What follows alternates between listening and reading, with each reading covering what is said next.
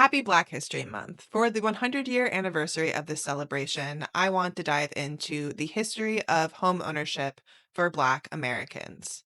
Right now, we are going through a regression in the Black home ownership story. The Black home ownership rate reached a low in 2025, not seen since 2021. And when you zoom in on Gen Z, they are falling behind. The Black home ownership rate is actually widening for the Gen Z generation. And this type of regression in Black home ownership is not a new phenomenon. The progression of Black home ownership is not a straight line, just like the fight for freedom for Black Americans has not been a straight line. But I think it might surprise you when we've seen the biggest progress in Black home ownership because it doesn't exactly line up with the milestones we think of when we think of Black history. So, starting in 1870, the Black home ownership rate improved dramatically. The Black home ownership rate tripled between 1870 and 1910. It went from just 8% to 24%. And the reason behind this is that Black people in America went from owning nothing, including their own labor, to being able to earn income off of their labor and to be able to buy property. After Black Americans were freed, they started earning incomes. It started with them just earning wages and them being able to rent land. But over time, they were able to earn enough income to be able to buy land. And because most of Black America was in the South at this time, they were owning land so that they could make a living. They were buying farms and they owned houses on these farms.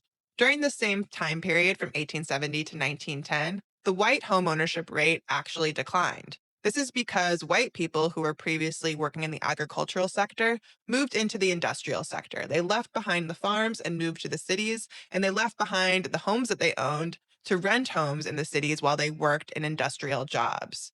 Now, white households were progressing at this time in terms of their economic achievement, but their home ownership rate was declining because in order to achieve those higher wages, they had to live in cities where home ownership was less accessible. But then from 1910 to 1940, the Black white home ownership gap widened. As Black Americans left behind the South for northern industrial cities during the Great Migration, they faced more housing barriers. These northern cities were often segregated, and Black people couldn't buy homes in Black neighborhoods because they had been redlined by banks. Banks and lenders wouldn't lend money to buy property in Black neighborhoods because they deemed them too risky. So, this eliminated the possibility of Black families owning homes in the neighborhoods where they were most likely living.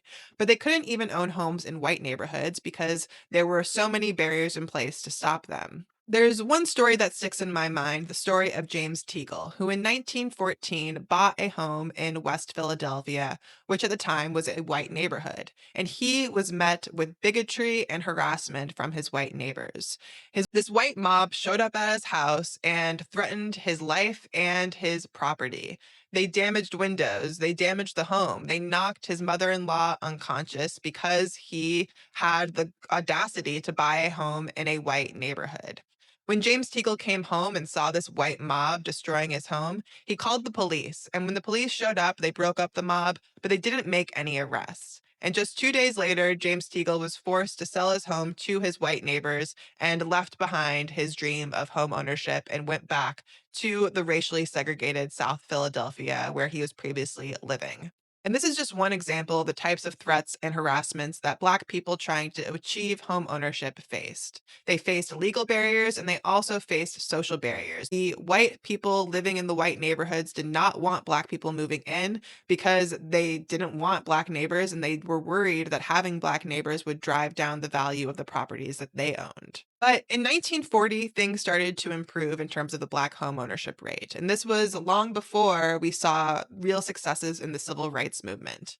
During the 1940s and 1950s, there were huge investments in home ownership overall. This was when new construction was building new suburbs outside of cities. White households were leaving cities to buy homes with new loan products like VA loans and FHA loans that improved middle class access to home ownership. And when these white households left the cities, they freed up housing for older Black Americans to buy homes in the cities. And it was mostly older Black Americans who achieved home ownership during this time because they had enough time to earn enough income to be able to afford these urban homes. Young Black Americans actually fell behind. And this set the stage for the civil rights movement. A big part of the civil rights movement was housing equality, and it really culminated in 1968 with the passing of the Fair Housing Act. It was now illegal for white homeowners to discriminate against Black homebuyers, and it was illegal for banks to discriminate against Black people trying to get a mortgage to buy a home. But after the Fair Housing Act, we actually didn't see that much improvement in the Black home ownership rate. And this was because even though the legal barriers were gone, there were still economic barriers. Black people couldn't afford to buy homes because they had been left behind for so long in terms of their economic equality. You see, if you have parents that were homeowners, you are going to be more likely to be a homeowner because wealth is passed down through generations through home ownership. And this is still true today. A recent Redfin survey found that 38% of homebuyers under the age of 30 received a cash gift or an inheritance to be able to afford the down payment on their home, which means that if you come from a family where they can afford to give you a gift to buy a home, that gives you a big advantage. And this is why the home ownership gap for Gen Zers is widening between Black Gen Zers and white Gen Zers. White Gen Zers who have family wealth can much more easily access home ownership, but because Black Gen Zers are less likely to come from households that were homeowners that have intergenerational wealth, it's much more difficult for them to be able to achieve home ownership before they turn 30. We may not have racial covenants or redlining in place anymore, but we still have barriers to home ownership for Black Americans.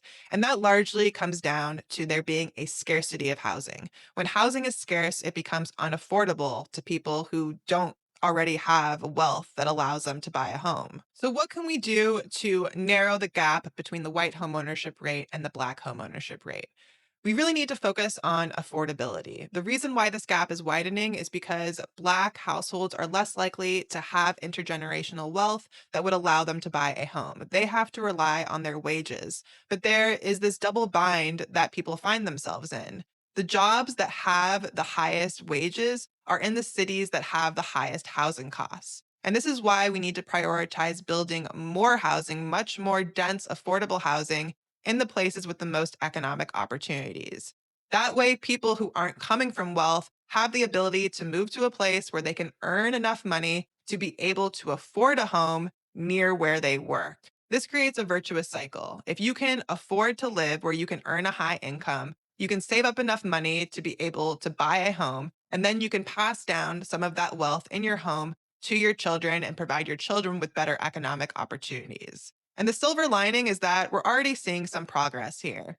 The levels of wealth held by Black Americans in housing reached a record high in 2025. The share of wealth in housing held by Black Americans has stagnated, but the level did reach a record high. And it just goes to show that the progress that we fight for today will have impacts into the future because that wealth will continue to be passed down. So we need to make it a priority to make home ownership affordable.